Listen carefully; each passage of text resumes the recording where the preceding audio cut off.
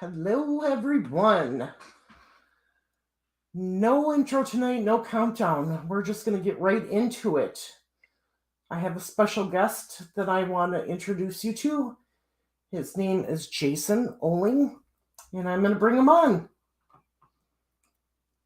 Hello, hi. My name is Jason Oehling, and thank you very much for having me on. Because as everyone knows, my daughter Kayleen Oehling still needs a voice. Yes, and that's why we're here is to give families a voice. And I know Thank you. you're having some difficulty with that. So, Yes, can you? it's Oh, go ahead. okay. Go. No, you go ahead. I'm sorry. Go ahead. Can you tell us a little bit about Kayleen and what happened? Um, January 10th, 2020, Kayleen went missing. At the last time Kayleen's phone pinged was at 1:36 a.m. in the middle of the night. Her phone pinged with the suspect of the case, and that was the last time that Kayleen's phone pinged. Um, my ex and I, Kayleen's mother, we thought you had to wait 48 hours to report a young adult missing. So we waited until January 12th. We filed a report. Tiffany filed a report in person to Etna Borough Police. I followed up with an email so I could make sure it was in black and white. But I do want to correct so your viewers and everybody's aware. Later on, I found out no matter the age, you do not have to actually wait 48 hours. And that is actually federal because some cops will leave, some law enforcement don't even realize, no matter what state you're in, and some of them might even go ahead and say, no, you got to wait. You do not wait. It is just like basically a murder case where, just like detectives say, the first 48 hours is actually the crucial part. Exactly. So unfortunately, we didn't know that, and unfortunately, we reported Kayleen missing 2 days after. Um, but the most unfortunate part, we found out from NamUs, that is a federal missing persons page. They deal with forensics and everything else.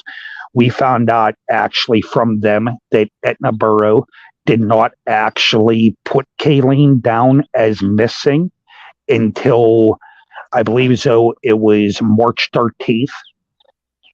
So Months no, later. but over 2 months later, and no other law enforcement, nobody knew Kayleen was missing.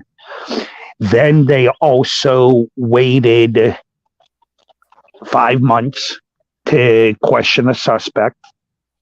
And then they waited the 6 months. By June 15th, 2020, finally my daughter's case was transferred to Allegheny County Police. Okay. Which, of course, at times, me being a parent of, at the time, a missing child, of course, sometimes I have problems with Allegheny County Police, but they are just me being uptight, scared as a father. But in the long run, I always actually back up Allegheny County Police, and I am pleased with. I just wish, unfortunately, they had Kayleen's case a lot sooner, because at this point, after 6 months, Kayleen's been missing. They have nothing to go by. Right. Other than just basically word of mouth, everything else. Well, and anything was long gone by then. Correct. Now, start. Okay. Throughout that time of Kayleen missing, I personally retired. Okay. And at the time, and I became actually a missing persons advocate. I got actually in the meantime and prior, anyways, I got certification for search and rescue. I actually now have. Oh, my screen went out. I'm sorry. That's all Oh, right. there you are. I'm sorry.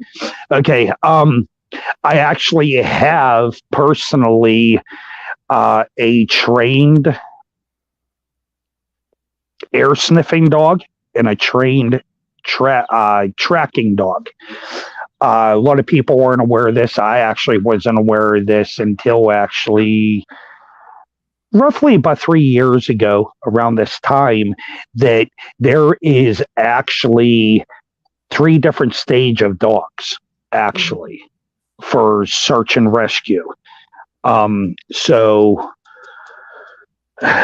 unfortunately, the state of Pennsylvania, to my knowledge, only has two for the whole state. For the whole thing. So, yeah. So, unfortunately, in no law enforcement have them. They're all nonprofit organizations that have them.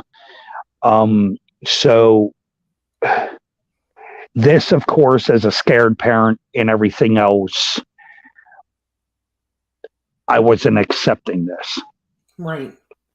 So I called up my other daughter, Haley, and I said to Haley, I said, do you have any clothes of Kayleen's that haven't been washed? So, pardon me for 1 second. Pepper, come here. I apologize. I'm waiting for my wife to come home to actually get the dogs. Well, anyways, and so I got few of Kayleen's because I have a lot of Kayleen's clothes and stuff here and everything else, but the problem was everything was washed. And still, I was told the dogs can still, even after wash, smell it in the clothes, but I wanted something really, really that my one dog could have. So Harley Quinn, that is my one dog that I trained for actually air sniffing. She wore to bed and wore Kayleen's shirt all the time and everything else. I have taken her on searches, and actually two of the searches, I believe, was with Allegheny County Police. One of them was probably about a year and a half ago, and we did find some evidence. At the time, we didn't know if it was evidence for Kayleen or something else. Now that Kayleen has been found, they found out, of course, it was for something else. Right. But my dog did find at the time one pair of shoe and a bone. And whenever I noticed that she had, I grabbed a hold of her. I called the homicide detectives. They came right out. And they asked me if I found the other shoe, and I said no. I said as soon as we found the one shoe and the bone, I knew to back off because now it's obviously a crime scene and everything. It turned out to be, which stop Pepper, which I don't buy this, but it turned out to be, according to court.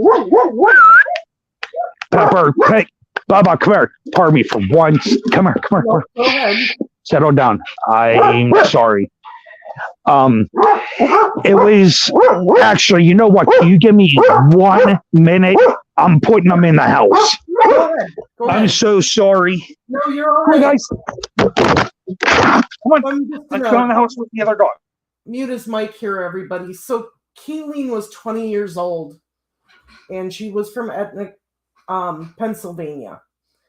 And she went missing. She was supposed to come home and babysit her siblings. and she never made it. So Jason, I'll have him get into that more, but he's gone through a lot, and I can tell that his mind is going super quick. So like I said, she was 20 years old. They just recently found her. So we'll get into all of that. But I have to give this man credit right away. He retired and started being an advocate for the missing, and got dogs to train dogs and help the state. There's only 2 dogs in the whole state. I am so sorry for you and your followers. I'm so sorry. We're laid back. Like I said, literally, I ran in the door at 7:55 to let. I have to leave when I'm not home for most of the day. I have to leave my 2 pits out first, and then my 2 shepherds separately, because my 2 pits are mother-daughter, and my 2 shepherds are actually brother and sister, and only 1 boy, rest females. The females try to be dominant. So, I mean, they're fine after the initial, because you figure I got 3 2-year-olds and 1 3. They're all puppies. Oh, wow. Okay, so I didn't buy it. Supposedly, the anthropologist said it was a pig bone. But my opinion, why would there be a pig bone up at the Penn Hills cement factory? I mean, for the viewers that are out of state and wherever everybody is, we're in Pennsylvania. So in the middle of nowhere, there's not going to be a pig bone. Right. But that's, according to them, it was a pig bone. So around that time, the main suspect of Kayleen's disappearance and murder sent myself, and at the time, she was a minor daughter, nude photos of Kayleen. Now, he originally sent them to me like a week prior. The DA said there's nothing they can do about it because I'm an adult. Well, he did a stupid then, and he sent actually the nude photos like a week later to, at the time, my minor daughter. So he got picked up and charged with 4 different accounts. And he pleaded no contest, which is basically not guilty to a corruption of minor charge. Commonwealth of Pennsylvania gave him 11 months served time because he couldn't bail out, because at the time he was actually on probation for 5 other felonies. And then they gave him a year probation. Even after 5 felonies.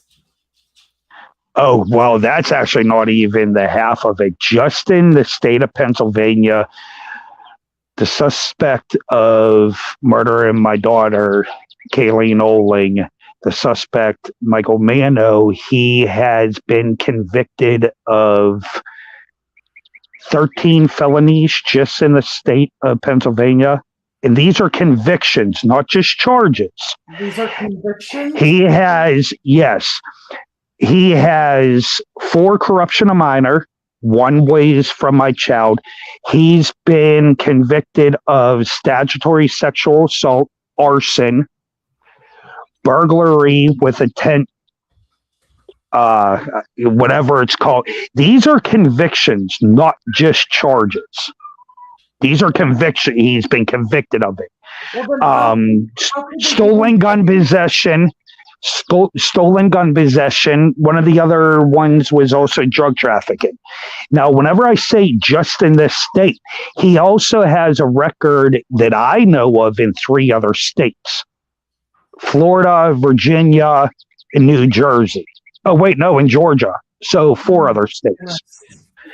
And this is somebody who keeps getting away.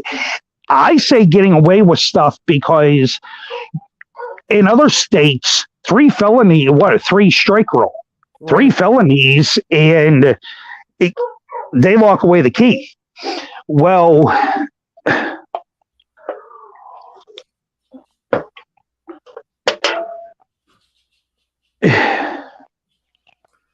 what was his relationship with Kayleen? He was, unfortunately, an ex-boyfriend of Kayleen. Okay. He was more than twice her age. I didn't know about him actually until November. Actually, until like a few days before they actually broke up. I didn't even know of him. Okay. It was kept secret of me. And one of the reasons why is pretty much why I had actually Penn Hills police come to my house knocking on my door, because I had a few words with them. Right.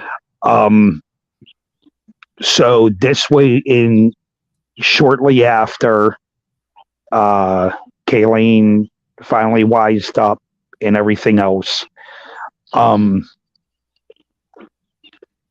around the time of the nudes photos that were sent to us, I know people will see floating around in the exact same account that Allegheny County District Attorney's Office, Stephen Sapala, already had the warrant and already seen. That is also, and where Mano pleaded to, admitting guilt that he's the one that sent the nudes. That is also the messenger account that he messaged me that he killed her, and too bad I can't search his backyard. Oh my goodness. Yes. Now, a lot of people are blaming the police because they see up at the top, I sent it to actually the police and everything else. I will say, this is not the police, because I do know there is at least 3 times that the police went down to Allegheny County District Attorney's Office. I'm not sure. I don't think it's Stephen Sapalo himself, but it's his office. He's the DA. They went down 3 times and went to hand an arrest warrant. And each time they seen Michael Mano, they pushed the papers back to the police. Now, the problem is, I am wrong on something. I hammered the police not too long ago, saying basically, I've never heard of such a thing, because normally you have to get a warrant actually off of a judge. So I got set straight by the sergeant, and he told me in Allegheny County itself, murder charges has to be signed by the DA, not a judge. Okay. So a lot of people are saying about, and this is over 3 years now. How is it the paperwork? I already know for a fact the county has had the paperwork done. Actually, even prior to Kayleen being found, they've had it done. Why isn't the DA pulling the trigger and arresting him? Well, what happened originally, so this is the sarcastic, funny part.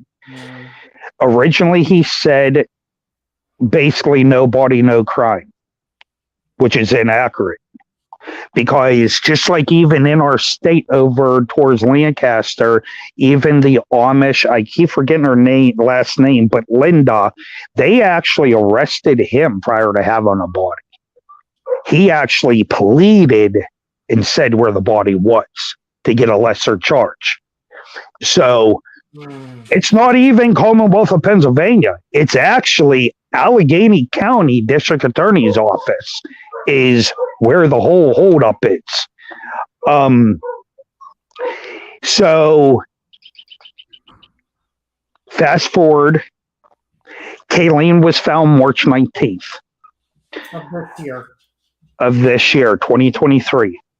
Nobody, news didn't even know that female remains were found.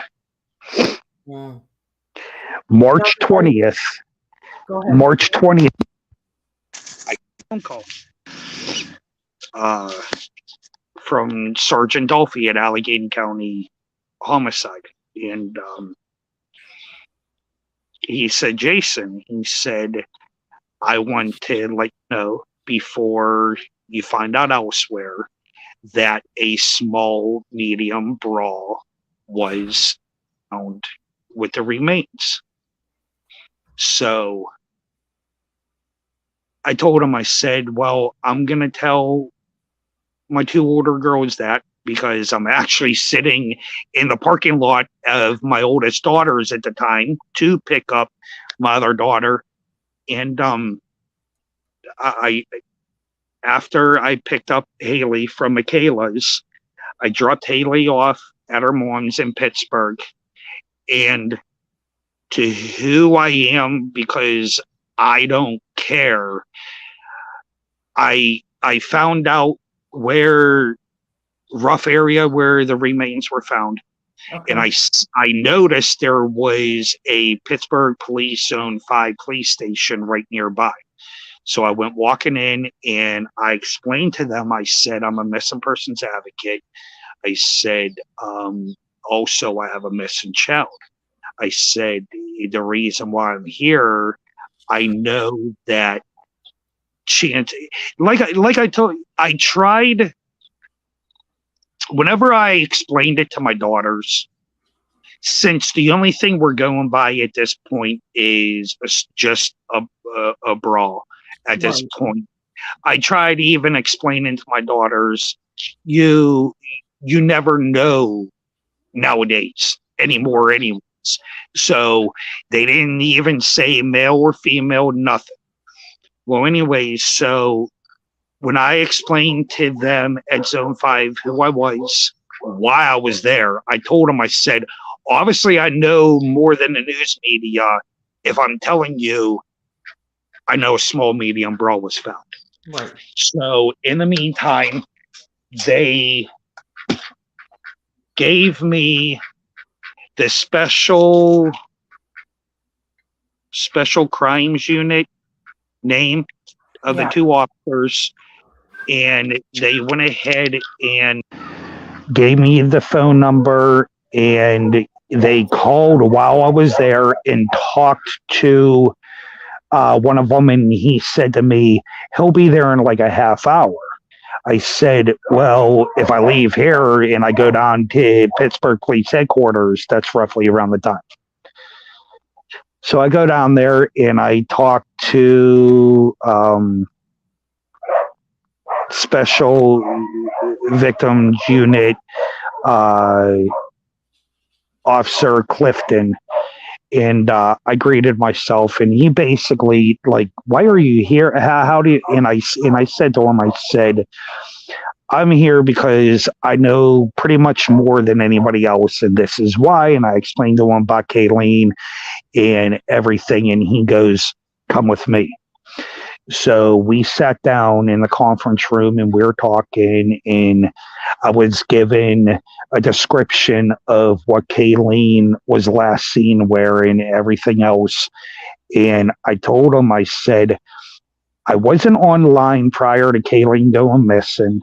I went online after Kayleen went missing. So I didn't get to see her live right before she went missing. I said, but my other daughter did, and I have a snapshot of a picture of what she was wearing. So I hand him the phone, and when I handed him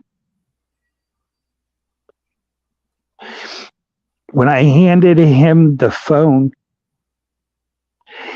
and I seen him go to his notepad, and he just sat my phone down and slid it back over to me. Mm. Right there, I unofficially knew. Right. Oh my goodness. And right there, I unofficially knew. He didn't tell me it's Kayleen or anything. No, but by his body language, you could tell. But that's what it was. And once he seen the blouse she was wearing and everything else, and I knew, because I also have other cases in the area, and it only fit the description of Kayleen and Tony Turner. But I could tell by his body language. So I get back to my vehicle, and I kept saying, someone else could be wearing similar clothes. Right. I'm just saying that stuff. Right. So I didn't even tell my wife, and they were waiting on dental. And if it had to do with DNA, I've already given the police my DNA and everything to help with the investigation. And it's my DNA has also been uploaded on NamUs and everything. And 24th, I got the phone call from Sergeant Dolphy, and he said, "Jason, I'm so sorry." And he said it's confirmed. And I'm so sorry. And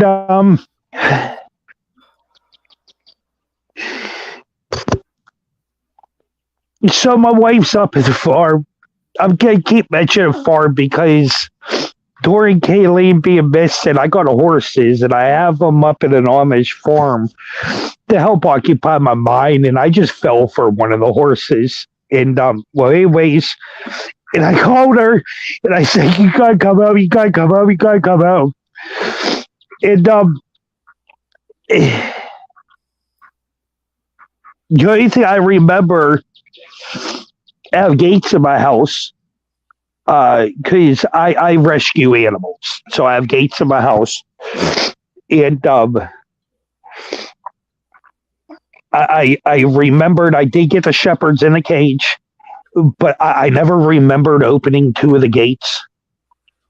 Later on, Robin did tell me, my wife, Robin, I did actually go through them, but I was just so blacked out at this point. But I remember leaving, and I, at this point, went to go to the farm. She passed me because the farm's only 3 minutes from my cottage. And I grabbed the hold of my best friend, Neil, and I kept saying, "They have to be wrong. They have to be wrong." And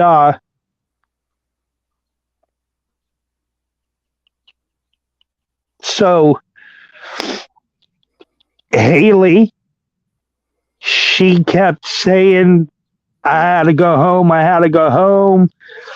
Where is he?" And I just, well, so I get, I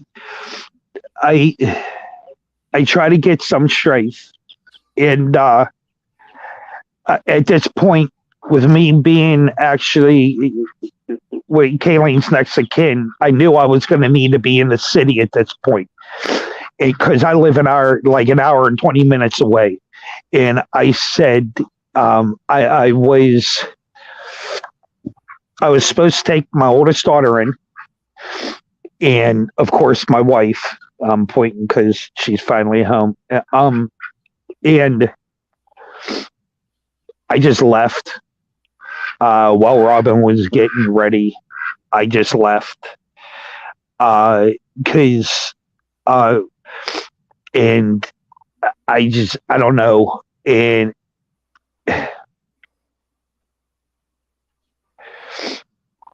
so I went in, and I was just sitting there down in Pittsburgh. I used to have a houseboat actually with Kayleen and Haley.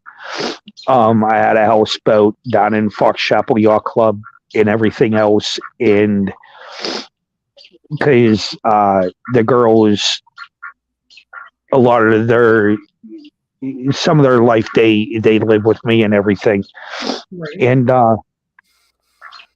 so I went down at this point at the yacht club because I was just sitting on one of the docks.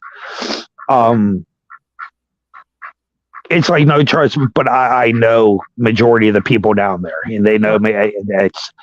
It's like on their docks. I'm not recommending people going down there and going on the dock because you either have to own a boat on that or be with someone on the boat. So, and then I got a phone call from Channel 2 and Channel 4 asked if I was going to be able to go on the news.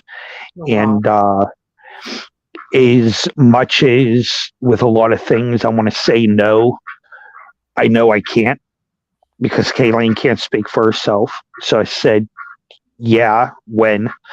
And they said, and they got a hold of me at like noon, and it was supposed to be like around 4-ish.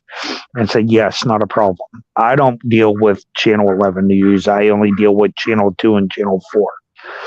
Well, it was not even an hour prior, and I called up the one newscaster that was going to be interviewing me. I said, I have a problem. She goes, what's that? I said, you guys want me to meet you at the scene where my daughter actually was found? She said, yes. What? I said, I don't know. I said, I don't know where it's at. Well, not like in a scene, right. but near where Kate. And I said to them, I said, the only thing that I have is from a news report, the 1200 block of Washington Boulevard. I said,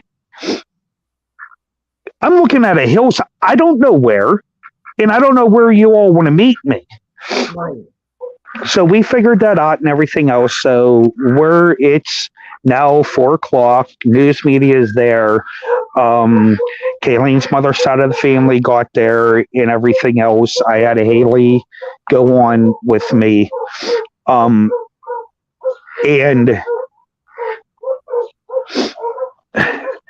the city of Pittsburgh actually opened up the scene this day on the 24th. So we asked the city of Pittsburgh if we could go over the hill where actually Kayleen was found so we could actually lay flowers down. So it was myself and my oldest daughter, and a real good friend of the family. And we went over the hill. We were the only three left. We went over the hill, and I got in contact. Actually, he got in contact with me. One of the people that found Kayleen's remains, and he got a hold of me, and thank goodness he did, because I then called him back at this time, and I said, where was my daughter found on this hillside? Right. So he said at the bridge and at the pole in the middle, straight over this, that, what have you. So as I'm going over the hill, I see an orange flag. Girl, stop. Which in the woods with there's not leaves on trees yet stands out. Right. So I make a way down to this orange flag. And this is from the city of Pittsburgh.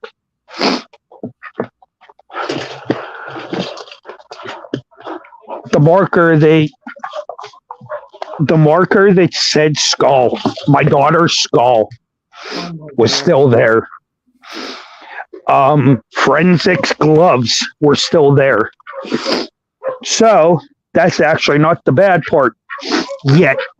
So of course, whenever I seen that, I lose it and everything else, and I'm crying and everything else. And my oldest, Michaela, she says to me, she grabs a hold of me and she starts crying. She goes, "Daddy." I said, "What?" And she's crying. She goes, "Daddy." She goes, "We are 4 feet from the marker." She goes, "Daddy, am I stepping on my baby sister?" I said, "What?"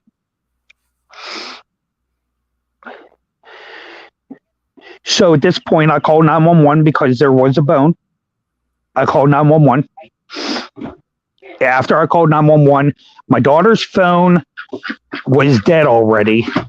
Mine only had 1% left. So the only thing I could think of, because strength with people, the only thing I could think of is I went on Facebook live real fast to have the people as backup. So I went live. I even showed the bone live and everything else. 3 days, the cops came, forensics came. Forensics said that they found another bone. My daughter and I, we found, and a friend of the family found 2. The forensics found another bone. Come here. The problem with my one shepherd, my duck, she finally had 2 babies. So with her being a herding dog, she's trying to get in the duck pen with the little babies. Yeah. And my wife just got home and let the dogs out that I took inside for a reason. Pepper lit. Pepper. Okay, so out there in the look a lot better. Did they search more after you found these bones? Yes and no. They searched more and came up with another bone. Just one other bone. Those forensic people, they weren't the forensics coroner. They were whoever they send out. They said with just looking, human bone, this, that, what have you. So 3 days later, I get a phone call. I remember I was actually on one of my horses, and I get a phone call from the coroner's office. "Jason, it's confirmed the bones are not human."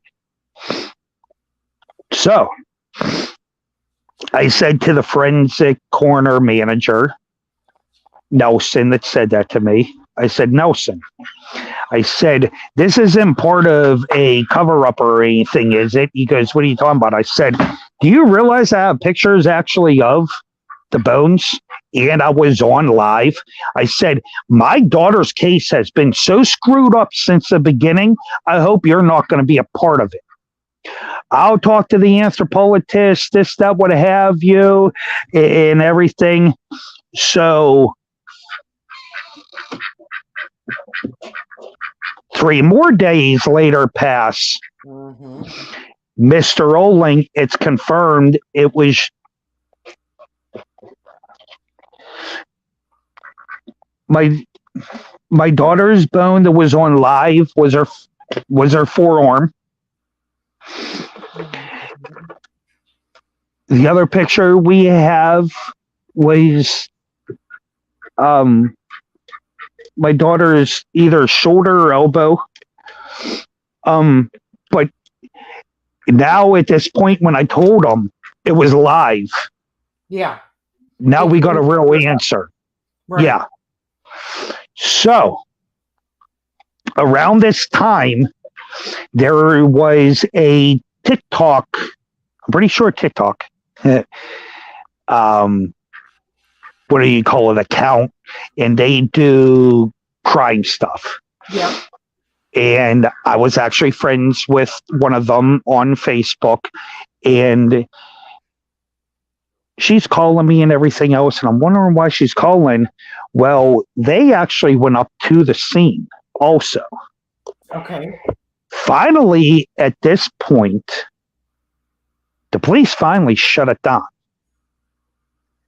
The area. And now it is and still remains an active crime scene. Because now, after that happened, Pittsburgh police, trust me, I'm not laughing, did this. We're done. Yep. The lieutenant of Pittsburgh said to me, "Do you know how I can get a hold of Sergeant Dolphy?" I said, "Well, yeah." I said, "I have his personal number. Why?" And it's like 8:00 at night at this point. Right. Because we're transferring the case straight to them. And I said, "Yeah, why?" Because Aetna screws up in the beginning. They transfer the case to Allegheny County. Pittsburgh police. So I contact Mayor Ed Gainey. According now to his office, Pittsburgh transferred the case. It's not their problem. I said to him, bull crap. Yep. From the time my daughter was found until after my other child and I found my daughter's remains, it is your problem. Because you guys didn't transfer it until after your screw up. So I kept saying to him, what is going to happen with law enforcement or whoever opened up this crime scene? Still haven't heard back, but I've been talking. I'm not doing this for money, and I told them that.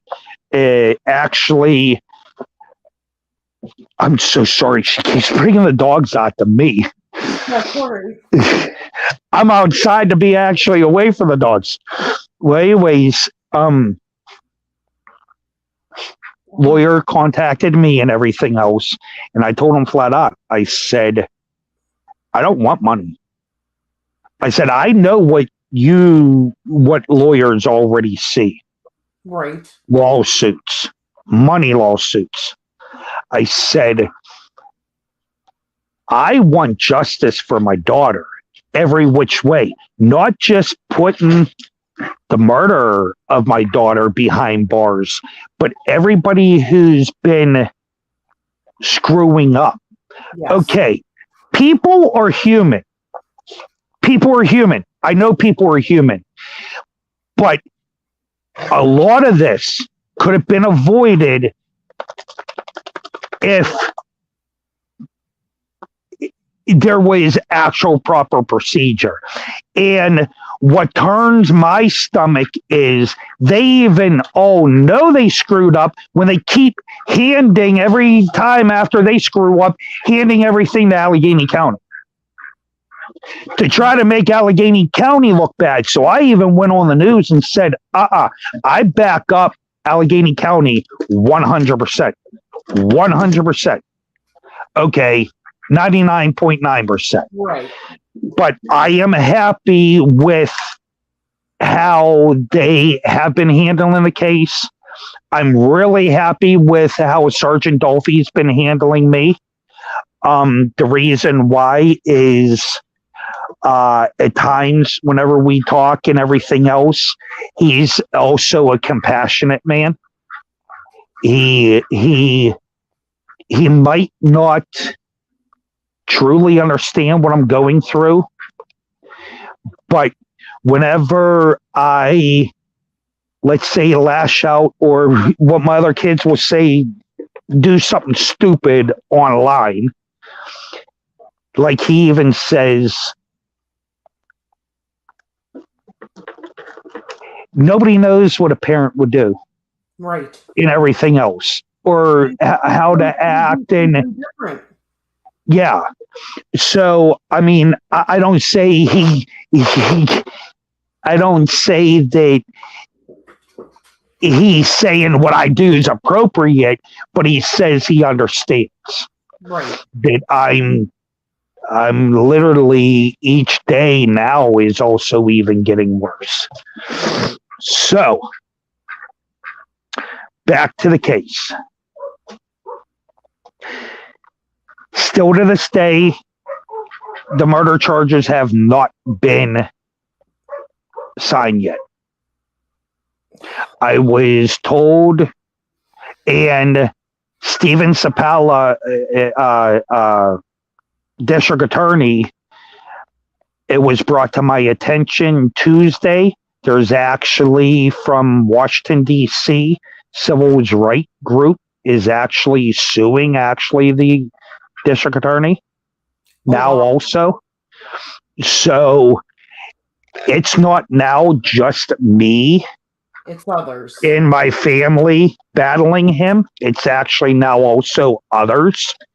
Now, I was told that he was trying to get a political gain from actually Kayleen. And the reason why, one of Kayleen's pages that I had hashtag missing Kayleen 2020. Right. She has actually over 279,000 followers. So I was told he is actually was waiting closer to election to file paperwork, to sign the paperwork. Look good. Now, me, what he doesn't realize, in my county, what he doesn't realize, because I'm not in the same county, right? I made a public post and I said, you want to play political? I'm going to throw it right back at you. This is actually on the ballot, Republican candidate Jason Oehling. So if you actually want to play political, I got my county that we will actually play political right back at you. If you're going to try to make a political gain from my daughter. Yep. So what he doesn't realize is I'm running up here for supervisor. And so far, knock on wood, I hold 52.9% of the vote. And I know this because 52.9% of voters in my county in Wilmington Township is actually Amish. My horses are at an Amish farm. Yep. My wife is the only English person that actually works for Amish. We drive Amish.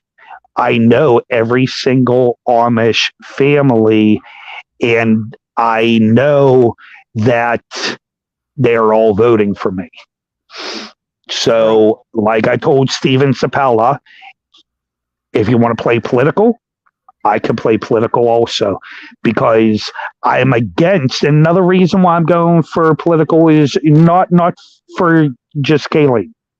And not really any of Kayleen. It's because here's the other thing, and a lot of people are saying, "Well, you're trying to use also Kayleen as lever." I said, "Wait a second." I said, "Why in hell do you think I'm running actually for Kayleen?" I said, I'm running because I want my name to make my daughter famous, not the other way around. Right. Like Sergeant Dolphy and I were talking. I'm not even in Allegheny County where my daughter went missing and was found. Right. So you don't have Allegheny County voters. This has nothing. This has to do with I want to better my community. I'm retired. I'm going for a non-working seat. I want to better my community. But in the meantime, I want to fight for making sure police departments have the actual funding they need for missing and murdered cases. I'm going to try and fight for, of course, for more cadaver dogs. Exactly. I mean, police, they have dogs to find drugs and everything else. So why is there that I know of there? I'm probably wrong, but I know of two groups, nonprofit groups in Pennsylvania that have cadaver dogs. Why? So I want to help the fight for missing in everybody else. Exactly. So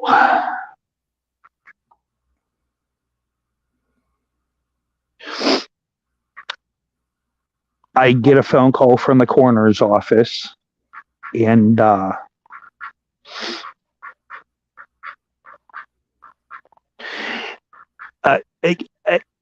had my other daughter, Haley, pick the funeral home where she wanted Kayleen, because I didn't want to be a jerk and just go pick somewhere. Right. And no offense, where Kayleen's mother and family was suggesting I wasn't for. So the one day I took Haley, she's having, which everyone pray for all my kids, and pray for Haley. She's having a very, very, very bad problem with her legs at the moment. Oh, yeah. And so I take her to her physical therapy, and as we were going, I said, we this is before the coroner called me. I'm sorry, I rewound a little. I said, Haley, I said, where would you want us to have Kayleen? And she goes, where we had Grandpa. Both of my parents are passed. All my grandparents are passed. All my uncles are passed.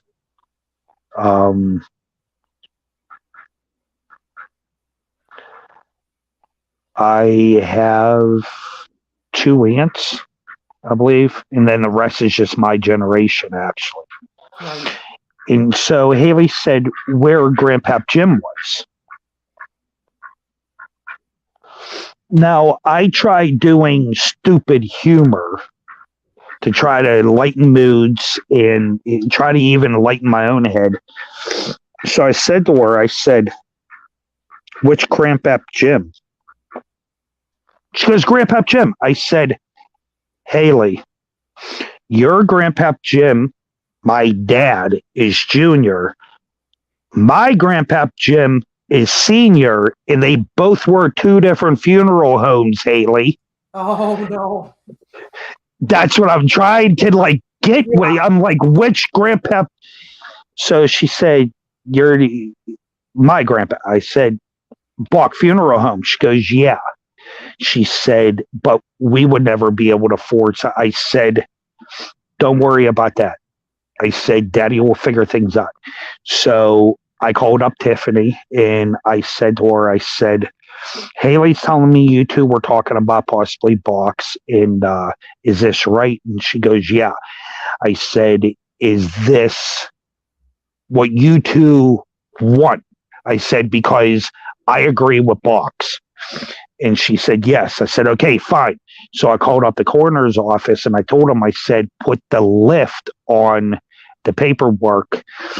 I had it at the coroner's office that you needed my signature and my ex's signature, not the coroner. I mean, not the funeral home. Right. To sign for the release of Kayleen. I did that not just so Tiffany couldn't take Kayleen out of the coroner's office, but in turn that I couldn't either, because I told the coroner's office we're having a dilemma where we're laying Kayleen out. So I called up the coroner's office. I told him to lift that, and I said, we decided Bach. So I called up Bach, and I explained to him who I was, Kayleen's father, and then I explained to him, I said, I'm not sure if you've been watching the news and everything else. Kayleen's been missing for over 3 years. And it's a case that's been on TV. I have how many YouTube podcasts out and everything else. I told him, I said, and I work with 12 other advocates national. We have we help each other out nationally. Right. And I said to Bach, I said, I don't know how something like this works. I can tell you 10,000 people could show up, 10 people could show up. I don't know. Right. Because we got so many followers and so much support. So what he did was, now fast forward, I got the phone call. Kayleen was released a box and everything else. So I went in there and Kayleen,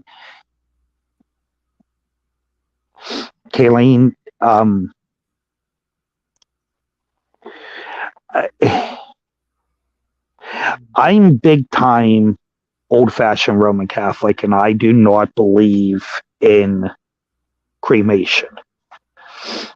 But due to Kayleen's been in a shallow grave in the woods for over 3 years, and I know my other children was going to want ashes of Kayleen, I gave in and said we could cremate Kayleen. But while I was sitting there with Larry Bach, which everybody I recommend Bach's Funeral Home, they're just, Larry and Emily are great people. Well, I was sitting there and I told them what days I was thinking of, because I had people coming in from out of state, and so did the other side of the family. And I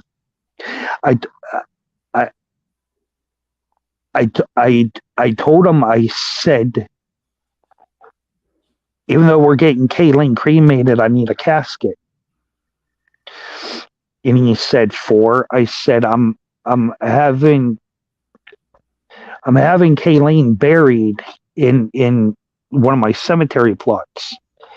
And he said, since she's getting cremated, she doesn't need a casket. And of course, a lot of people with him hauled, because I ordered the casket. And like I told him, and he said, I told him, I said,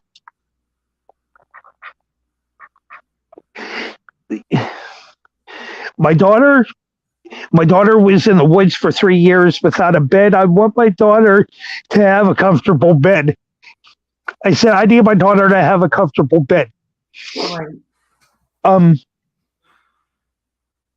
Even though it's actually against Roman Catholic of separating ashes, but I look at it as it's actually old timers of Roman Catholic. It's actually against our religion to cremate. So actually, my half of the ashes, I actually divided in half to make sure Kayleen,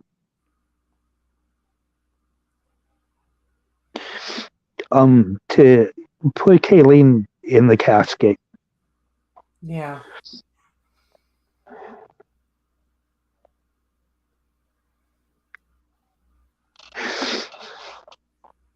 I'm so sorry, Jason. You know, like today, I'm all right. The greenhouse, they're having their Mother's Day thing tomorrow, and I'm the cook. I don't know why they have me as the cook. I used to jag around. I said, because I'm fat, you want me to cook. Well, anyways, I said to Neil a couple days ago, I said, what's the chances of one of the other boys actually cooking? He said, probably slim to none. Why? I say because I don't know how I'm going to be. Right. Like, for instance, today,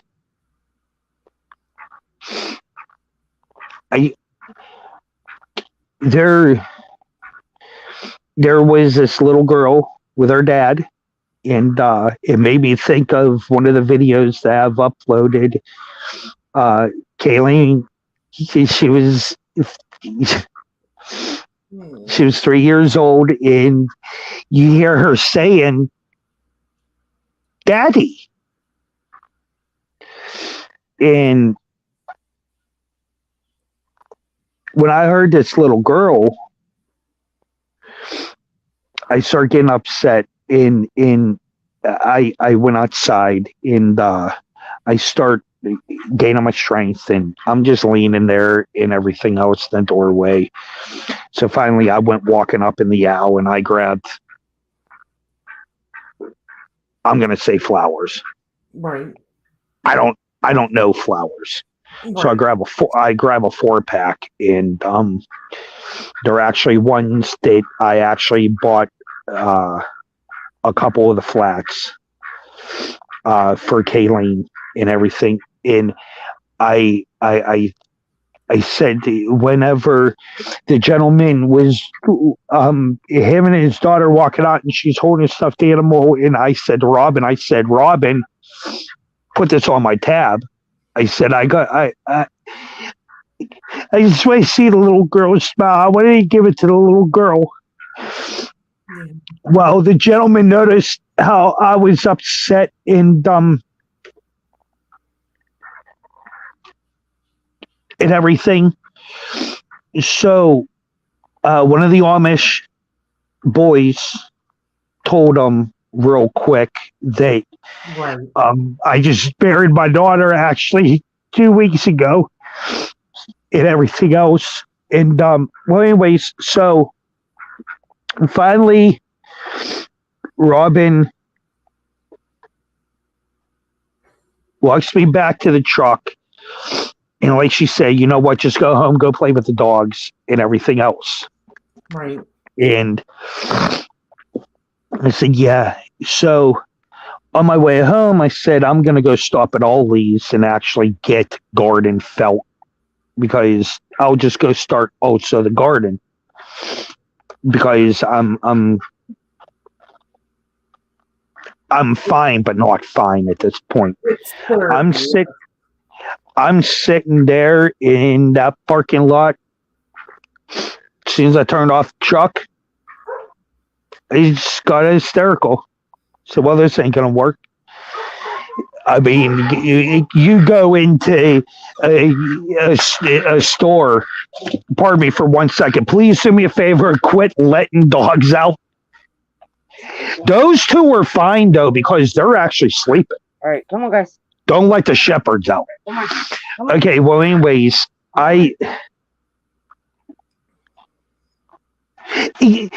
everybody knows this. I mean, if you go into the store, especially you're by yourself and you're hysterical, one, I don't want people, are you okay? Right. And then you have to keep it trying to explain yourself. So, yeah, I went live while I was trying to get stronger to go home, not go in the store, to now just go home. So I went live and I said, hey, Steven Zabella, while you wait and while a murder is on the street where police don't feel as though Kayleen was his first victim to begin with. Right. You put everybody in danger while this man is still walking the streets. Yep. And you want to play political. So I told him, I said, well, you get to call up both of your sons.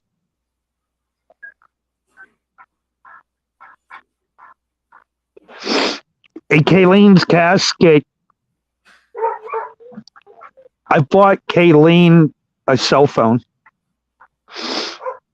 I set it up, and I have Kayleen as the voicemail. I call it Kayleen's Eternal Phone. I got it for myself, my kids, family, friends, because I know Haley does also what I do. We're always texting Kayleen, what have you. Right. So I told Haley that Robin and I we got a phone for so I know it did like something so stupid, but I mean, what do you do? It's not stupid. What do you do when you bury your child? I mean, what? So yeah, I'm sorry, my dogs know I'm upset. Yeah. This one right here, Angel Marie, I have her actually named after Kayleen. She was born 2 days after Kayleen's birthday. Aww. So this is actually my grand puppy. Obviously, she does. But I mean, what do you? I don't know. I don't know what to do. Everyone always says you have other kids, you have a wife. I know. Hey, sir, dog got told. Okay, Nina, you talk to my phone. Okay. Her nickname is Vina. Okay. Angel, watch out, honey. Good. Okay, Grandpa's okay. Grandpa's okay, sweetheart. I think, because I don't know if you guys can still hear me. Yep. Can you still hear me? Yep. Okay. Yeah, sorry, she got tangled. I put in a headset, and she unfortunately got tangled in that. Yeah. And, but yeah, my wife knows, my other kids know, because like I told them, I don't want you to whatever expect that I'd feel less shitty if it was any of you and everything else. Right. And my daughter, Kayleen, it's been over 3 years now. She hasn't got justice. And I mean, like I told the police, and even the police know this. I told them my daughter's getting justice. Kayleen's getting justice, and everything else. I prefer law, everything. Because in one of the detectives said, "You're not going to do anything." And so what are you talking about? He's like, "You're not going to do anything." He said, "It's more than 3 years and you haven't did anything." So I looked right at him eye to eye and I said to him, "Did you ever think maybe I was trying to find my daughter first?" What a cruel thing. I know I'm live, and that's all I'm gonna say. Yeah. I know I'm live, and that's all I'm gonna say. And I know the feds always watch my stuff, and I don't care. I don't care. There's a thought I can go for a speedy trial, and you get a trial within 180 days, and all I need is one juror out of 14. That's it. So I don't care. I'd rather than not have to turn into somebody that I'm not. Right. I would rather you keep doing what you're doing. But I'm a parent, but I'm a parent. Yeah. But I'm also a parent. So in the meantime,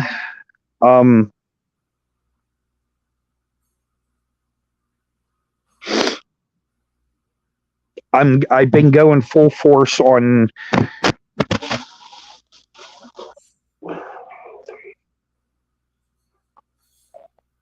3 other missing persons cases. I've been going full force on 3 other ones. 2 of them are local, and 1 is actually in California, and I'm in Pennsylvania. I'll never stop helping the family and looking for Devontae Morgan. Devontae Morgan, the reason why I'm also going to say his name is missing out of California, and besides Kayleen, he was my first case. Kayleen was my first case. Right. But Devontae's mom, Terry, which is now my family, one day it was, for me, it was like 1:30 in the morning or something. You know, on one of my pages that I have for Kayleen, Help for the Missing, I just see a message. Help me, please. I start crying. And I woke up Robin, and on that page, I have one of my really great friends from Florida, a missing persons advocate, Jen. She's been an advocate for 10 plus years. And I have her as an administrator. And it took me about a half hour to calm down. Right. And everything else. So right off the bat, I sent Terry back a message, and after I sent that message, I messaged Jen, and I said, Jen, and I love Jen dearly. Don't get me wrong, I love Megan, Shane, I love all the advocates that work with me, but Jen and I, we have social media history. When people were hammering me, this woman that I didn't even know comes out of nowhere defending me. Right. Well, anyways, I said to Jen, I said,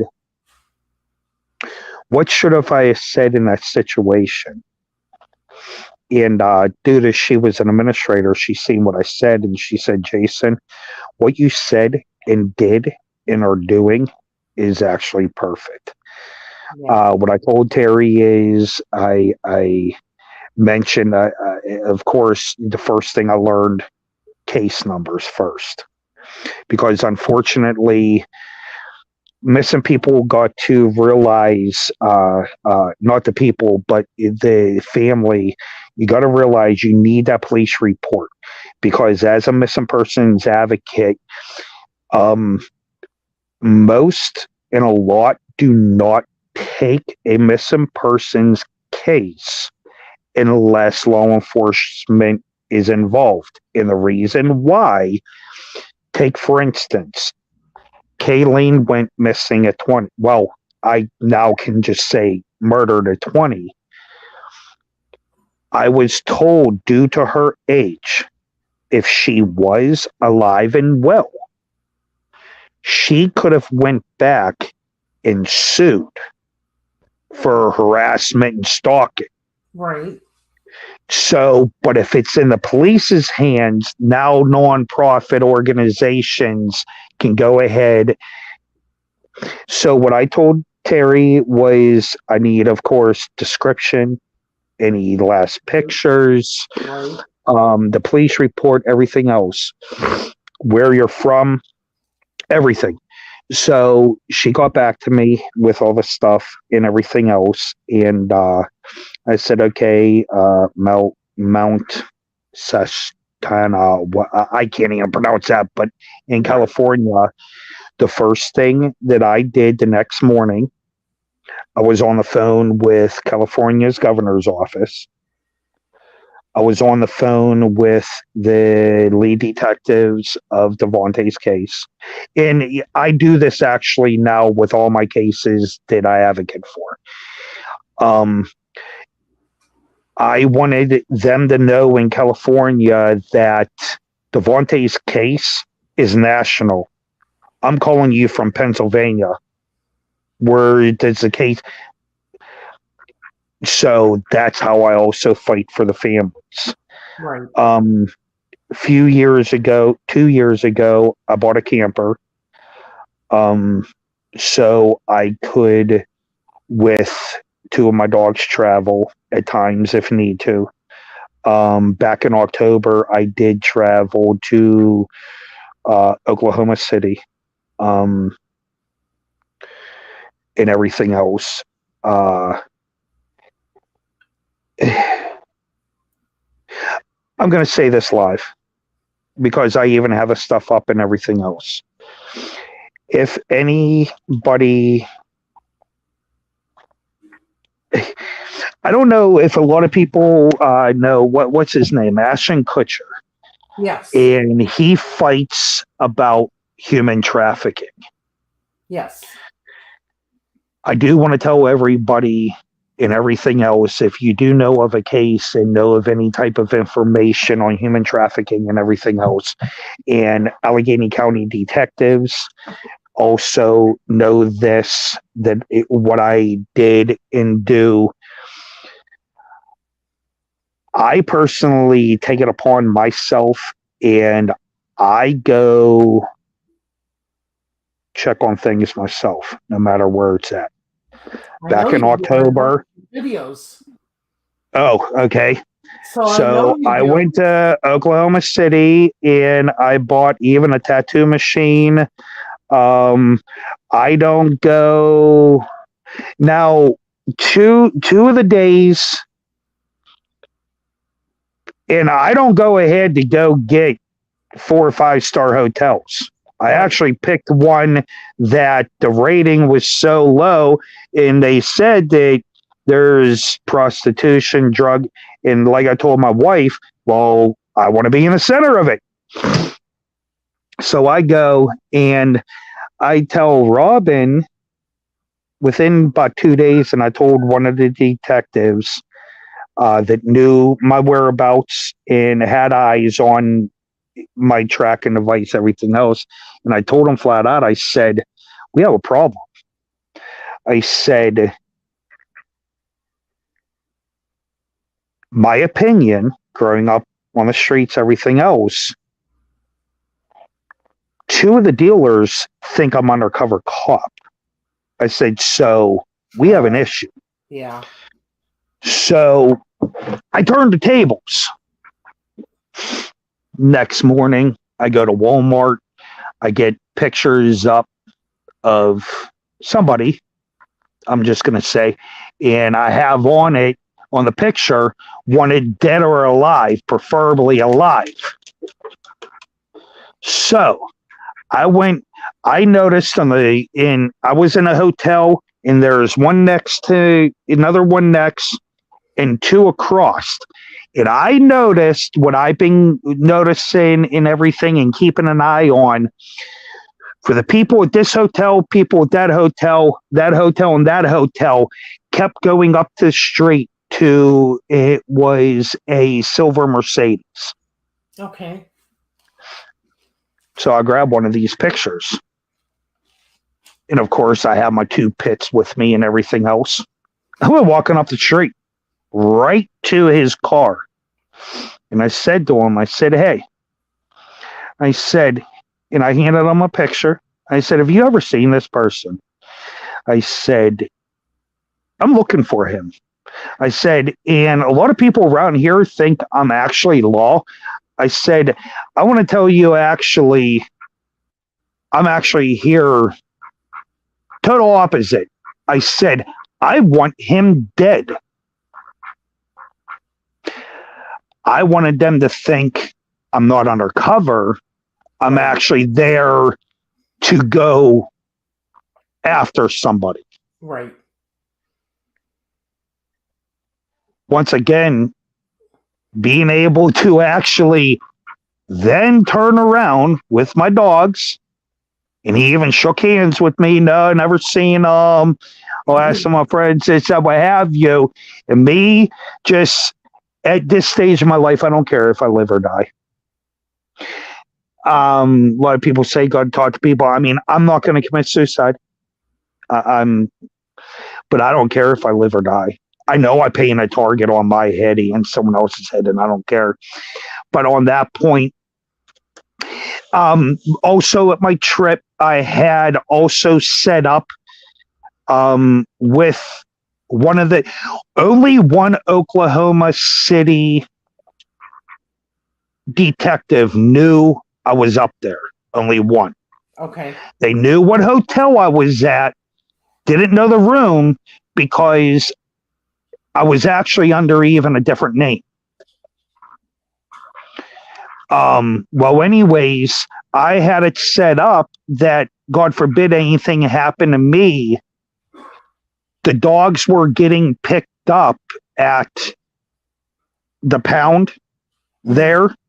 And I already, prior to that trip, had it set up that they were getting taxied home. I already had one of them animal taxis on standby. Okay. Because I went there not knowing what was going to happen. I mean, I'm told that at the time my daughter was up there being trafficked. So, of course, I was going to go. Like I said, I gave myself tattoos. Even my button-down shirts, I ripped the sleeves off. The one day, someone came walking down and they had this real big buck knife out of their pocket. And I was talking to an older gentleman and I said, I got a question. I said, why is it that he's allowed to have that just hanging out of his pocket? I said, from where I'm from in Ohio, I'm not from Ohio, but Right. that was part of who I was down there. Hello? Yeah, I'm here. Oh, okay. I must have my phone set that it blacks out after so long. Oh, I bet it does. Okay. And I just have to keep touch. Oh, I know what happened. I got to go inside. I'm at 5%. Oh. Okay. No. You dogs, you guys stay out here for the moment. That's why everything went dark. Yeah.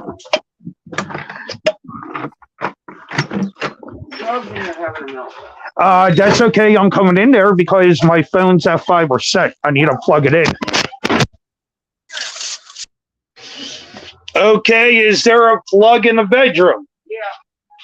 I have no idea where that white thing is. It's lost somewhere in the house. Okay. Yeah, I have to plug this in. This time I am not so lucky, meaning each time I interrupted myself with one of the animals or something, I went ahead and knew where I was. This time I do not. But okay, there everybody is. There.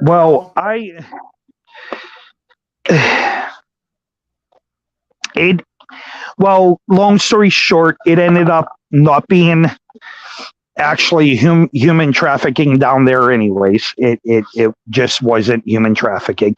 I'm not saying there is none. Right. But in the area where we were told and everything else, there was, I noticed, unfortunately, I don't know how, but willing prostitution, not trafficking.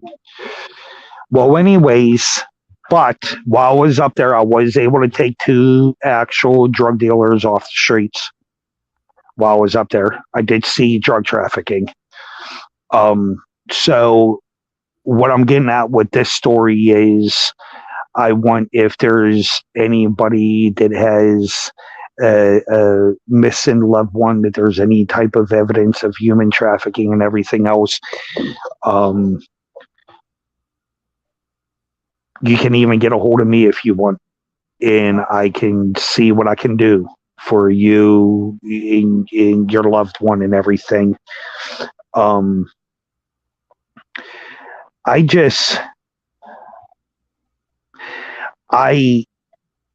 I try to take on as much as I can at this point to occupy my mind. And that's what I was doing for the last 3 years. I'm medically ill myself. I do not care. And my children know that. My older children, they do know, and everything else. Like Haley, she knows. She made a poor joke that I said no. She made a poor joke with me one day and said, well, I'm just going to have to get married next year. And I said, no. I said, I don't want to hear it. But I like her boyfriend. He's a cool, they've been together going on 4 years. But like I said, and whenever I go to some of my treatments, I ask people to always pray for everybody in the infusion center, getting blood, chemo, whatever they're there for. I don't say pray for me, because just don't. Pray for my kids, pray for my loved ones, pray for my friends. I like going into Robin doesn't like going into the infusion center with me because seeing the patients. A lot of them are terminally ill, everything else. But me, like Robin, she's only gone with me a few times and everything. But with me, I'm the type where people want to laugh. So that's what I always try to do, especially whenever I'm there. And of course, these last 2 times, I'm not myself anymore. Right. There's times where I'm 45 now. Yeah, 45 now. There's times where I collect vintage toys. I take vintage toys with me. I'll take a picture and then I'll paint it, because I've been working on comic books to help out missing people and everything else. So they always laugh. They say I'm the only person that goes into the infusion center with G.I. Joes, zombies, and wrestlers. But I do it the world needs laughter. Yes, we do. The world needs laughter. Yes.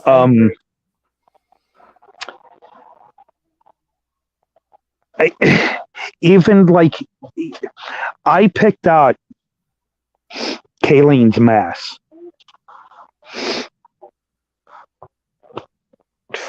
on April 29th.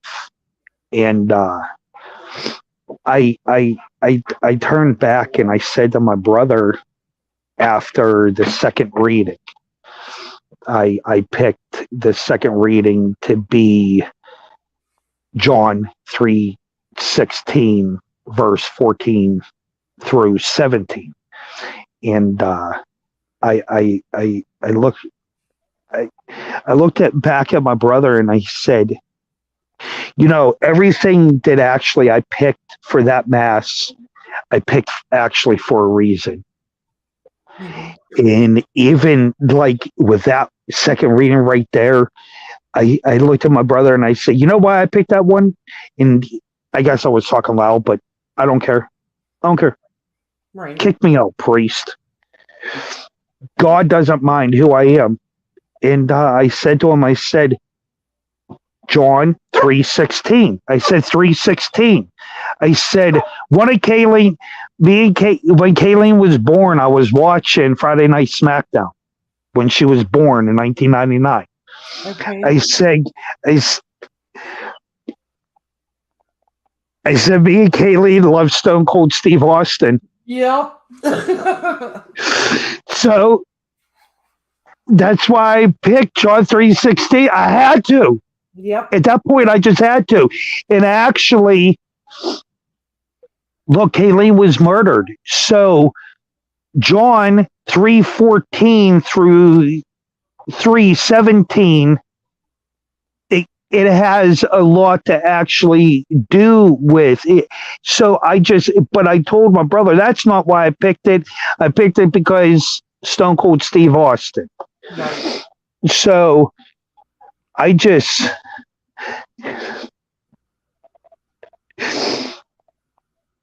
you know, I knew 3 years ago, basically, especially whenever Kayleen didn't call. It's a week later. Kayleen didn't call. It's 2 weeks later. I knew, but, you know, I still think even up till April 28th and April 29th, I still held on to 1%.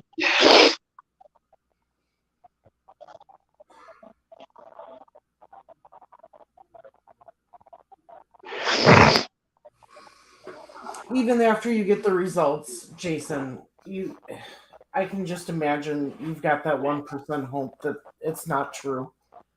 You know, I grabbed Neil. I felt bad. I grabbed him by the throat after I was hugging him, and I don't know. It was just instinct because I just wanted to see it. I said, Neil, I said they're wrong. This was March 24th. I just kept saying to him, it's like, it's not her. They're wrong.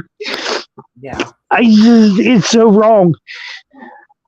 Especially so wrong that everyone knows who the murderer is, and he still walks. The murder. Oh, and I forgot to say this even in the story. Kayleen, what was it? March 24th. March 24th. I think we found out about Kayleen. Okay. We found out to get to where actually Kayleen was found within yards. Pasquale Mano owns the land, which is Michael Mano's father. Oh my goodness. We didn't know that until the 24th after Kayleen was found. So when he said, too bad you can't check my backyard. Come on, DA. Yeah. So when he bought that land May 2nd, 1979 for $1. And my daughter was found feet from that land that he still owns. None of us even, the police didn't even know this one. Wow. Well, I'm not harping on Allegheny for not knowing.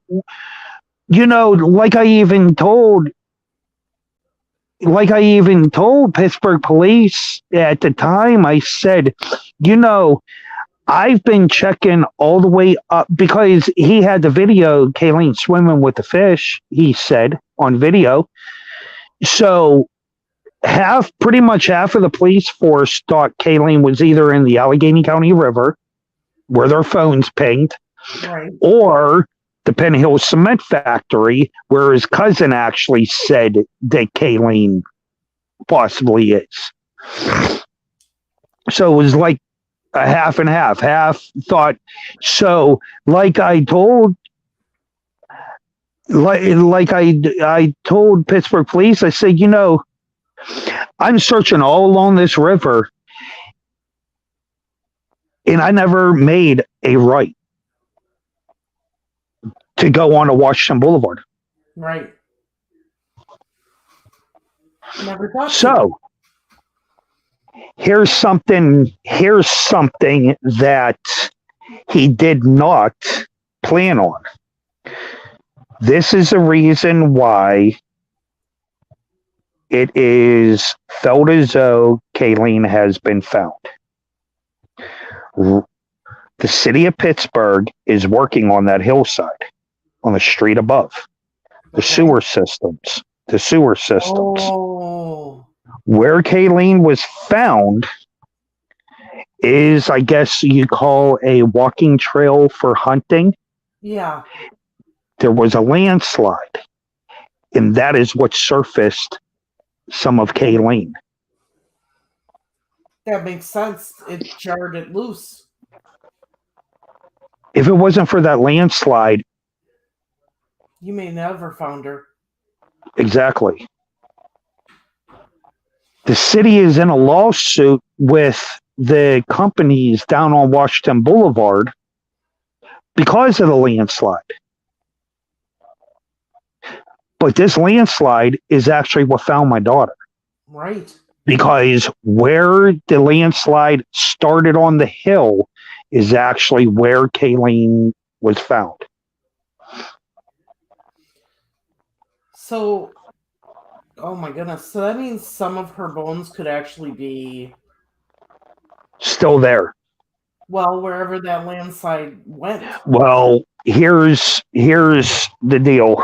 The reason why I found out that the landowners of that part is suing the city is because I already have it set up that after their lawsuit, it's commercial land, but after the lawsuit, I'm buying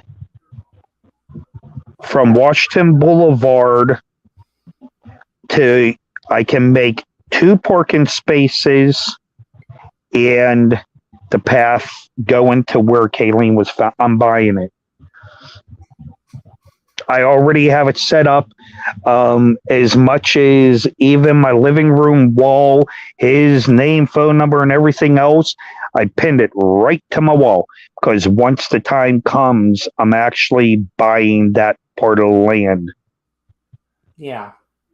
Because did ask the coroner,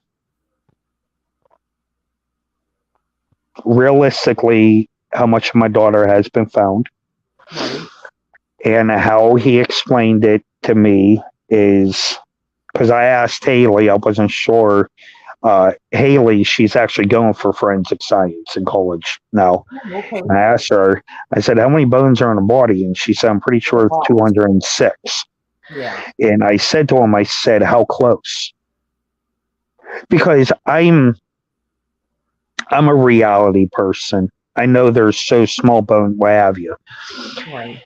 He said, Nelson said, Mr. Oehling, he said, I will tell you that as much as Kayleen that's going to be found now is found. Because the day after the TikTok, whenever they finally shut that down and made it a crime scene, the day after the detectives finally from Allegheny County Went out there. scaling that hill, and I was there on the other side of the tape. I was there and everything else, and their forensic team and everything else. There was multiple detectives, and the forensics team was digging everything up around near where Kayleen, and the detectives started, of course, at the top of the they did what you're supposed to do. Right. They scaled that whole hillside. Good. So, of course, there are things with this case, because it is an open case, that of course, I personally know Right. from county police Right. that my wife even knows that I don't even tell her. Right. She knows she'll find out when the time comes on some things. But I know up to date each of their procedures, and I accept it, that they are doing a very well job and everything else. And it was funny, but it wasn't how I met actually the owner of the property. I was leaning up against my SUV, and there's a guy across the street on Washington Boulevard, and there's detectives on this hill. There's detective vehicles all in front of me, forensics, everything else. He's screaming from across the street and goes to come across, And at this time, two of the detectives come flying off of the hill and everything else. And he starts yelling, "Who are all you?" It was a misunderstanding. He thought it was the city, since they're in a lawsuit with the city. Okay. So, but as he's yelling at the officers, they're investigating my daughter's scene. So I go after him. Right. One of the detectives grabbed, because I don't want anyone messing up my daughter's investigation. Right. So I started MFing him. I was like, if you are going to screw up my daughter's investigation with the detectives, I said, we got a problem. I'm flipping. One of the detectives grabbed me. He was like, let Detective Dale handle it. Let. Well, anyways, so that's actually how I met the owner. Okay. But he came back over to me. Then his son came across, apologizing, giving condolences and everything else. And I said, well, you two are actually who I want to talk to anyways. Wow. And he said, what do you mean? I said, well, are you selling that land? And if not, what's your price? I said, because I need that land.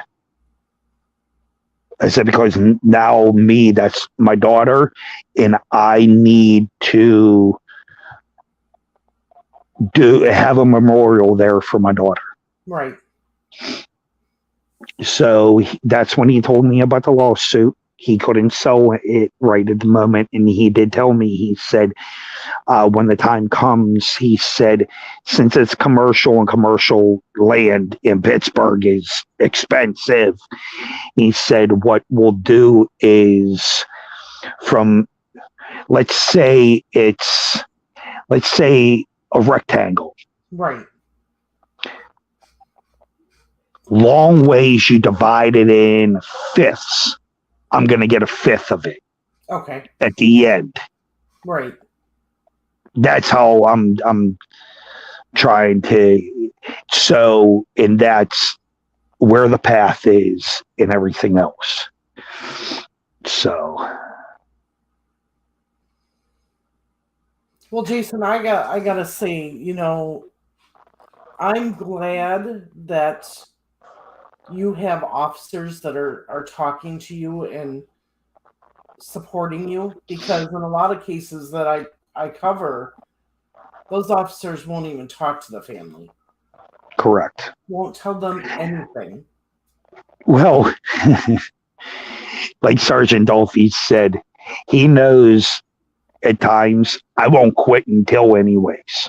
Right. And he knows I'll even put him on blast. Someone said, what did someone say? Someone said something about one of my tags. You're going to get yourself into trouble. Remove that tag. Blah, blah, blah. I start laughing. I said, I tag even the Allegheny County DA. I tag the FBI.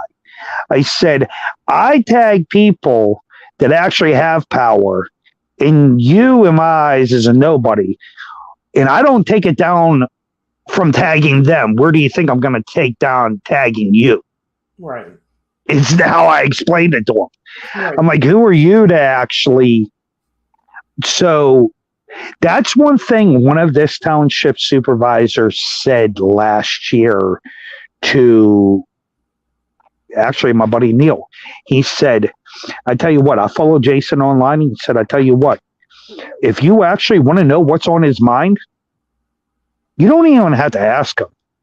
He is going to tell you. Right. And that's what I do.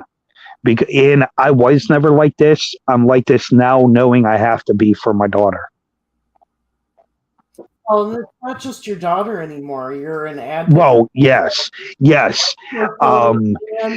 whenever I go in my live videos, I try making sure at the end of each of my live videos, telling everybody that please help out all families. Right. Sharing is free. Share. You see a missing person. You know, I went on, a lot of people him hold about this. I went on TikTok a year ago. And reason why I did, I wake up in the middle of the night, because of course I have nightmares and stuff, and I woke up, Robin, wake up. Yeah. I said, what do I watch on Facebook to get a laugh when I want to laugh? She goes, those reels. I said, exactly. A majority of them are TikTok. I said, so in turn, I notice even if you beg people to actually share missing person stuff, you have to beg people. But everyone's willing to actually share something funny. Right. So I do a TikTok. A lot of people him hauled until they realize what I did. And actually, that's how also I have over like 1 million views. Okay. And what I start doing on TikTok, I put Kayleen's flyer and then on a funny skit. Oh. I'm not making a joke or anything about my daughter being missing. But in turn, I have over 1 million views. I put my daughter's missing persons flyer on a split screen with a comedy little skit. And that's actually how I got national attention for Kayleen's case. Pardon me for 1 second. Yeah. What? Sorry, that was my wife. That's all right.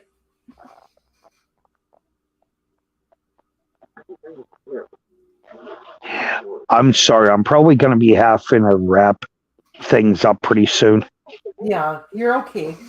Well, I want to thank you for coming on. And No, I want to thank you very much and let me come on here and seriously also let me, I mean, I got so many cases that I would love to even just say Amy Bracken, Tony Turner, Janet Walsh, Devontae Morgan. I got so many cases that I would love to be able to say all of their names and everything else.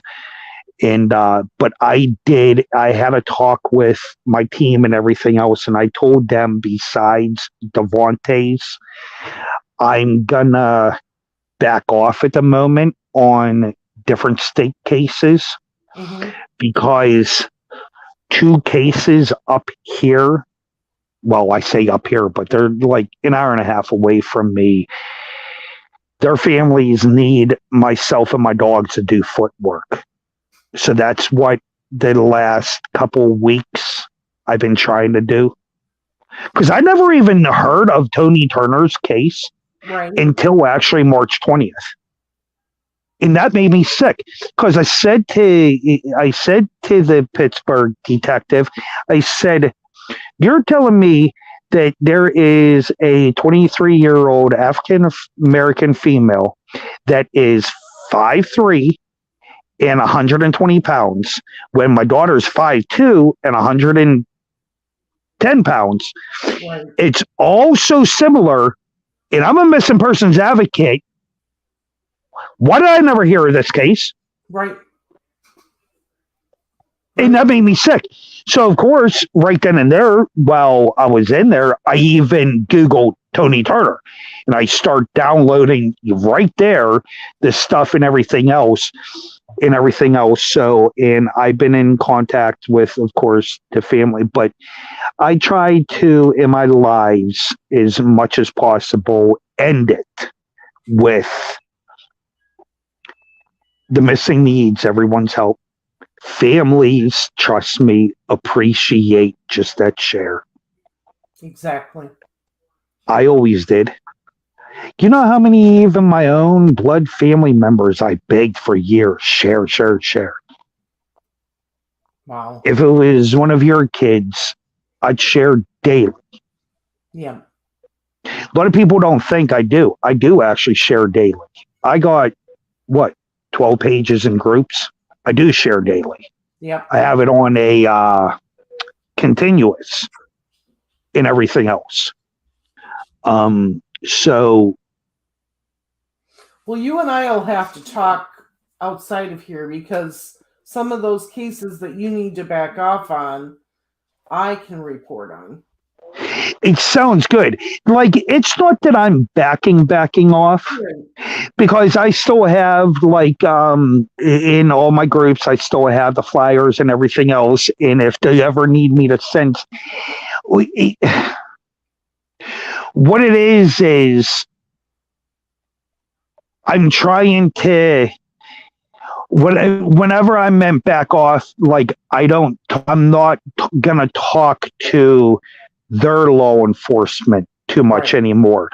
They're elected officials. I tried to get it to also the point to guide them that you also, as a parent, a relative, really got to do this, because they'd actually rather talk to you and use me as an example. Right. If they don't get back to you, call each day. Yep. Call a couple times a day. Right. Who cares? It's your missing loved one. They can't speak, so you also have to plant those seeds. So, like I said, it's not that I'm backing off, because, like, in my pages, I'm still. It's just. No, I understand, but in order to keep. But yes, I do. Yes, and getting it out there. Yes. And I definitely would. I definitely will be talking to you and everything else, because, and that's the other thing. I'm trying to change the name, but that's the other thing. www.facebook.com/missing Kayleen 2020. A lot of people don't realize something.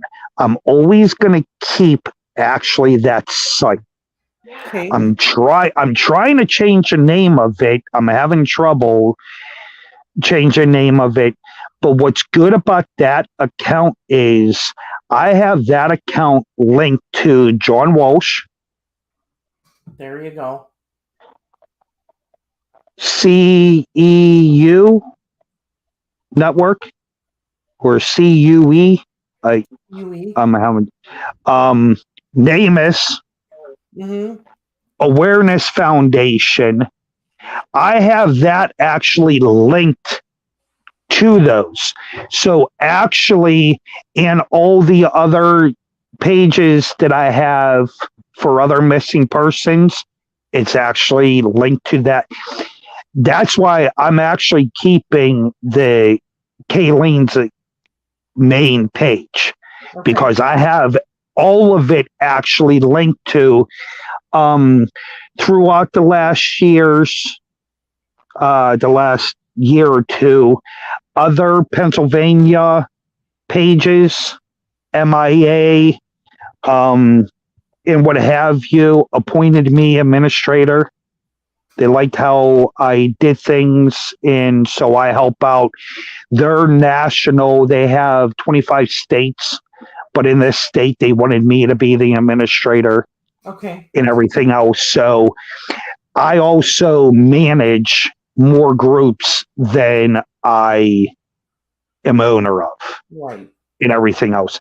Some of my groups that I was owner of, I'm trying to teach some people to take it over. Yes. And everything else. There are a lot of stuff that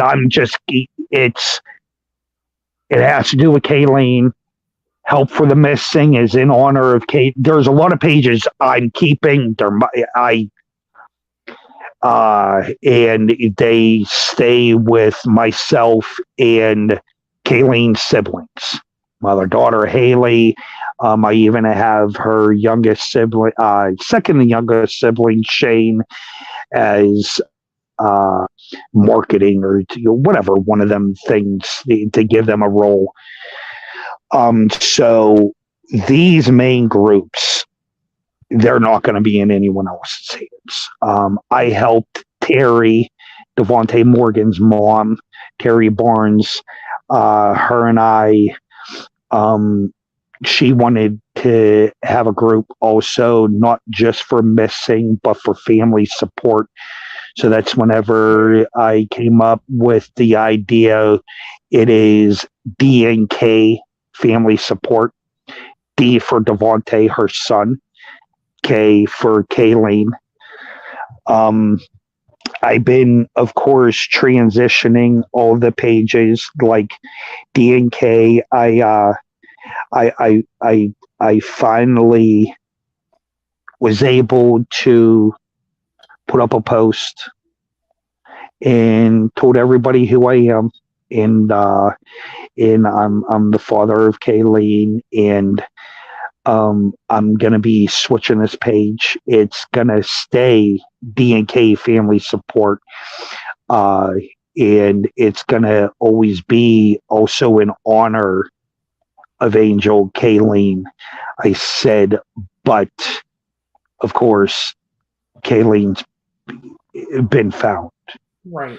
So I changed like a few of our pictures, mine and Terry's pictures and stuff.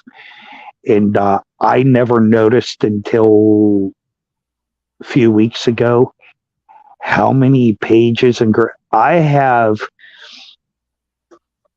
Oh my goodness. I have thousands and thousands and thousands and thousands of flyers of Kayleen. To keep my mind occupied for years, I was making 5 different ones a day. Right. And uploading them everywhere. I'm still, to this day, in what Kayleen has been found March 19th, I'm still to this day, and probably even will be, because like 2 of my accounts, I can't even get into them anymore. So I'm going to still have, unfortunately, missing Kayleen's flyers out there. But what I like about it, at the bottom of each of my flyers of Kayleen, is the website. So they might be Kayleen's flyers, but they actually benefit. There's over 600,000 missing persons. So if you go on to my website, you can link on to so many different websites. You'll have to I think information. I definitely will. Because like the Awareness Foundation, they even have over 100,000 followers and stuff. And I'm real good friends with one of the CEOs, Stephanie, and everything else. And so I have a lot of also power support. Right. Firehouse subs. Yes. Shane got, up until they start actually Firehouse sub supported Kayleen, I never even heard of it. Oh, wow. My buddy Shane, he's an advocate from Nashville, Tennessee. And he came to me one day and he said, Jason, called me, not came to me. He said, Jason, he said, you're a retired firefighter. He said, Firehouse subs. He said, we're been in meetings with the CEO, all the head honchos, Firehouse sub. Yeah. And they use Kayleen, actually. I don't know. A lot of people have seen actually a flyer supported by Firehouse subs of Kayleen. And what happened there was Kayleen was the foundation for Firehouse subs. Shane, myself, and others have been working on, and Kayleen is the foundation. Firehouse subs is, once the time comes, going to be supporting first responders, missing children. Oh, that is awesome. And Kayleen is the reason why Kayleen's the first flyer from there and everything else. Kayleen is the foundation of Firehouse subs supporting first responder missing children. Right. So like I said, I have a lot of big support. Country singer Elena, I have her tagged in a lot of stuff, and everything. And her husband Adam, they're just great, and they always supported Kayleen. Where I didn't might have had it in the news. I tried pushing and pushing and pushing and having it elsewhere. Sorry, of course, my biggest dog just jumped on me. But yeah, unfortunately, I normally don't cut it and everything else, but I'm gonna have to because I know we have an early morning tomorrow. I gotta take a shower, and but I want to thank you so much for letting me tell Kayleen's story, let me mention other missing on here, and that means a lot to me and everything else. And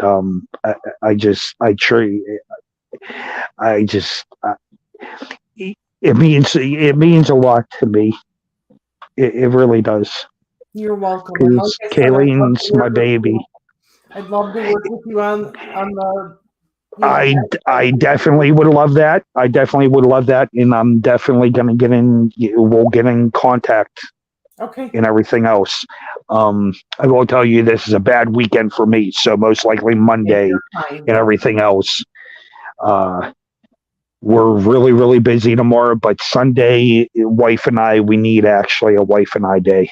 Yes. We do. So. Yeah. Anytime. But thank you so much. You're welcome. Thank you so much. And I have this on my wall, and I will get it out to all my groups and everything else, and I'm pretty sure I have it also on my YouTube. Okay. I have a little YouTube thing, missing Kaylene Oehling, actually. Right. So, but thank you so much, and it was an honor for you having me on there to be able to tell Kayleen's story and help get justice for Kayleen. Well, we want justice for Kayleen, and we want to find all of your other missing individuals and justice. Yes. So. Yes. Thank you very much.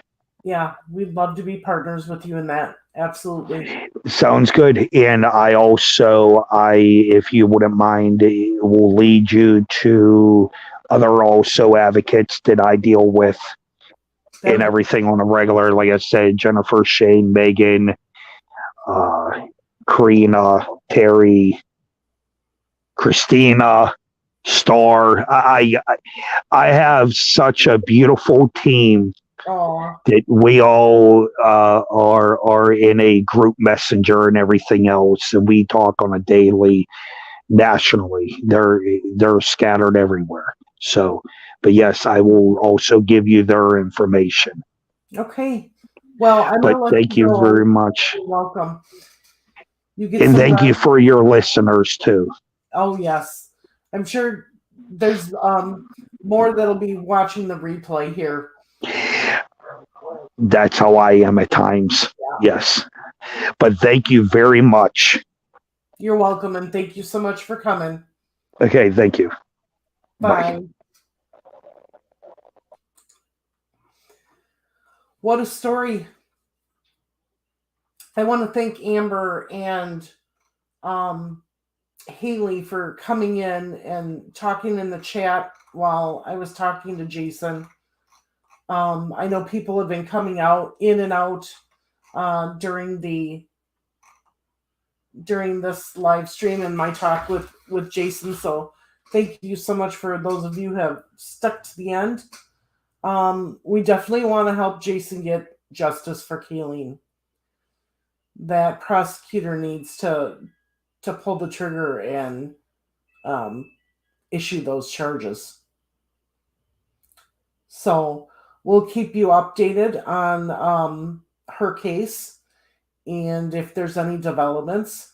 Like I said, I'm going to be talking to Jason on the backside, and so we'll be helping him showcase some of his other Yeah. We'll be helping him showcase some of his other missing cases that he works on. So thank you all. Share, like, and I'll be seeing you soon because this is not the first story that we're having. Sunday, I'm arranging to have Jennifer's mother come and tell us her story. So thank you all, and I'll be getting that information out soon. Have a good night. Bye.